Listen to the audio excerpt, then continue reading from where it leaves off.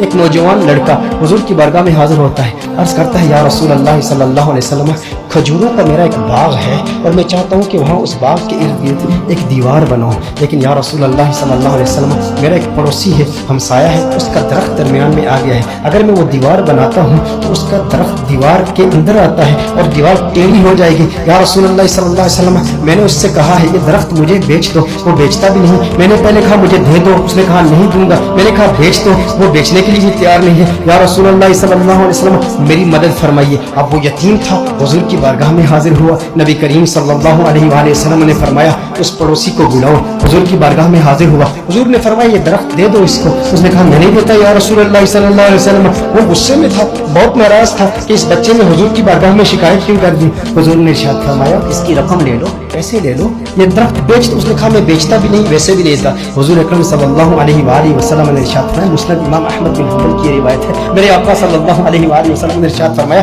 اچھا ایسا کرو کہ یہ درخت تم اس کی قیمت بھی لے لو اور اس درخت کے بدلے جنت میں ایک ایسا درخت ہوگا کہ جس کا سایہ اتنا طویل ہوگا کہ اس کے نیچے اگر 100 سال تک ایک سوار اگر سواری کرتا رہے تو اتنی طوالت ہے اس کی، اتنا سایہ ہے اس کا، وہ درخت جنت کا بھی لے لو، اس نے کہا یا رسول اللہ صلی اللہ علیہ وسلم میں قبول نہیں کرتا۔ اب وہاں پر صحابہ کرام علیہم رضوان موجود ہیں، حضرت سیدنا ابو الدحداء رضی اللہ تعالی عنہ صحابی رسول موجود ہیں، عرض کرتے ہیں یا رسول اللہ صلی اللہ علیہ وسلم آقا اگر یہ درخت میں کسی طریقے سے اس سے خرید کر اس یتیم کو دے دوں تو کیا یہ آپشن میرے لیے بھی اوپن ہے کہ جنت میں مجھے بھی وہ درخت مل جائے گا؟ اگر یہ درخت اس کے پڑوسی سے میں خرید کر اس یتیم کو دے دوں، میں کہتا ہوں یتیم سے میرے آقا صلی اللہ علیہ وسلم کو کس قدر پیار ہے، میرے آقا صلی اللہ علیہ وسلم سے عرض کرتا ہے کہ اگر یہ کسی طریقہ سے خرید لوں، خرید کر میں اس یتیم کو دے دوں تو کیا یہ آپشن میرے لیے بھی اوپن ہے؟ نبی کریم صلی اللہ علیہ وسلم نے ارشاد فرمایا ہاں تیرے لیے بھی ہے۔ حضرت ابو الدحداء رضی اللہ تعالی عنہ فوراً اس شخص کے پاس جاتے ہیں، آپ فرماتے ہیں تو مجھے جانتا ہے؟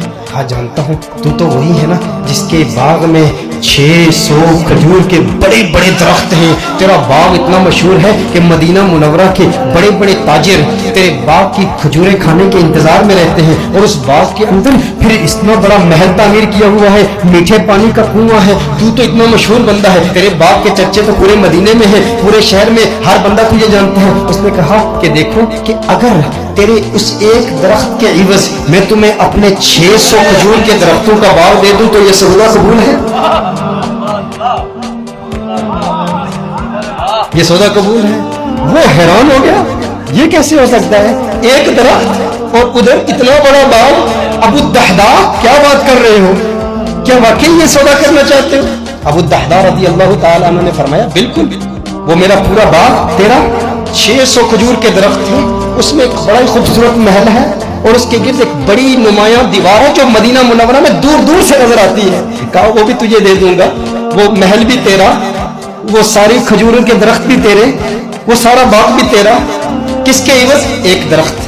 کہا ٹھیک ہے، اور حضور کی گواہی میں یہ سودا ہوتا ہے۔ اب ابو الدحداء رضی اللہ تعالیٰ عنہ فوراً وہاں سے جاتے ہیں، اب ان کی جو زوجہ ہے وہ اس باغ کے اندر ہے، باہر سے آواز دیتے ہیں اپنی زوجہ کو، ہے ام دحداء ذرا باہر آؤ باہر آؤ، میں نے اس باغ کو بیچ دیا ہے۔ اب ام دحداء جانتی ہیں یہ بہت بڑا تاجر ہے، بہت بڑا بزنس مین ہے، خسارے کا سودا نہیں کرتا، کبھی خسارے کا سودا نہیں کرتا۔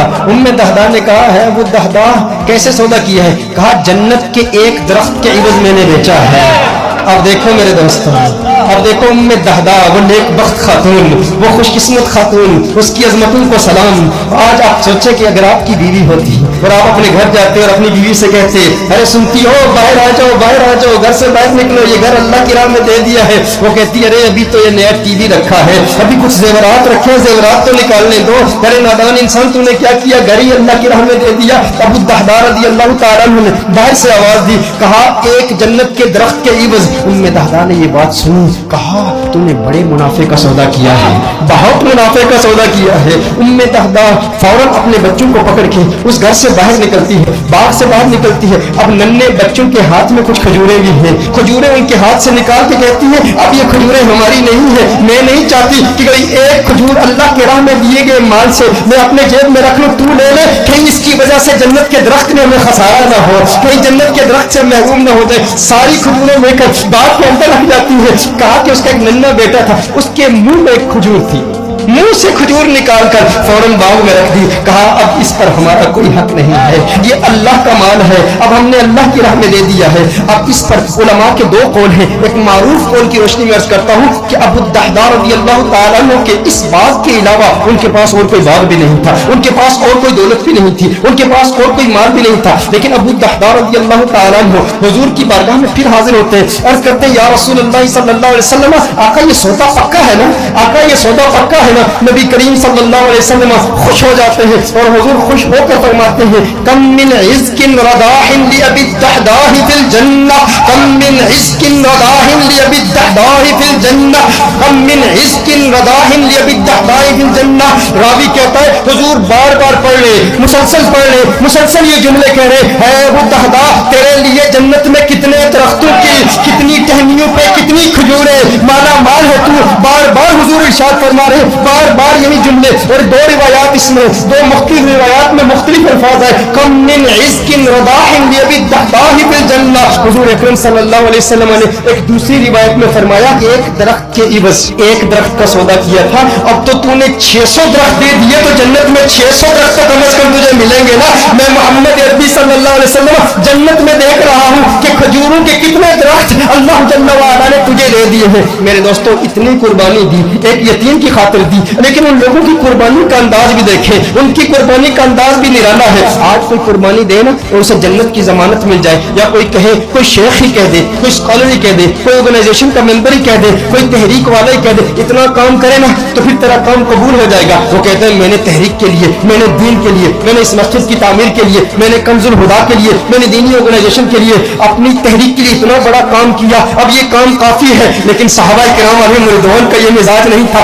अबू दहदा के लिए मेरे आका नारे लगा रहे हैं, बार बार फरमा रहे हैं अरे कितनी खजूर है, मैं देख रहा हूँ जन्नत में ये सारे तेरे हैं। बार बार इरशाद फरमा रहे हैं भाई जितने इतनी तसल्ली मिल जाए और लिसाने मुस्तफा से मिल जाए, आका की जुबान से मिल जाए, उसकी किस्मत किस अरूज पर होगी। लेकिन फिर ये वही अबू दहदा है, उसके बाद भी मेहनत करते रहे। ग़ज़वाए उहद में जब दुश्मनों ने हुजूर पर हमला किया, अबू दहदा अपने सीने पर उन तीरों को बर्दाश्त कर रहे हैं और मेरे आका के कदमों में शहीद हो जाते हैं। और ग़ज़वाए उहद के बाद मेरे आका ने तलाश किया, कहा मेरा अबू दहदा मुझे दिखाओ। अरे वो खजूर वाला मेरे आका अबू दहदा को देखते हैं और देख के मुस्कुराते हैं और मुस्कुरा के फिर फरमाते हैं कम मिन इज़्किन रदाहिन लि अबी दहदा फिल जन्नह।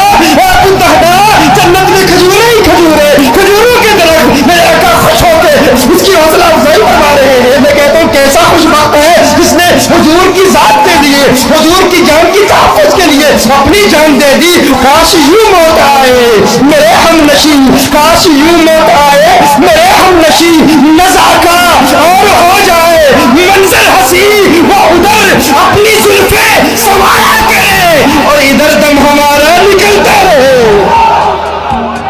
हुजूर की जुल्फों का असीर, हुजूर की जुल्फों को देखता हुआ इस दुनिया से चला गया। दिल में, जिगर में, आंख में बस तू ही तू रहे, इसके सिवा न दिल में कोई आरज़ू रहे। इस एहतिमाम में शौक में सजदे करूं अदा, तेरा ख्याल आए तो दिल बावजू रहे। और जन्नत मेरे नसीब की वाइस को बख्श दे, मेरे कफन में गैस में जाना की भूले। जो उनकी जुल्फों को असीर होते हैं वो ना अपना नाम मांगते हैं, ना वो तस्वीरें, ना वो एलानात के शौक रखते हैं।